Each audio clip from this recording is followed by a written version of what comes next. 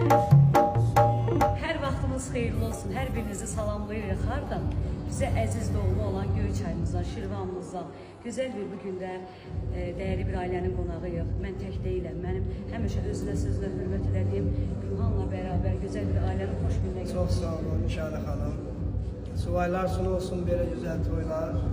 Göyçayda hər zaman olduğu kimi bu günlərdə möhtəşəm toyumuz keçəcək. Öpürəm hər birinizi. İnşallah başqa bölgələrimizdən də gözəl videolar çəkərik, paylaşarıq. İzləyicilərimiz də baxar.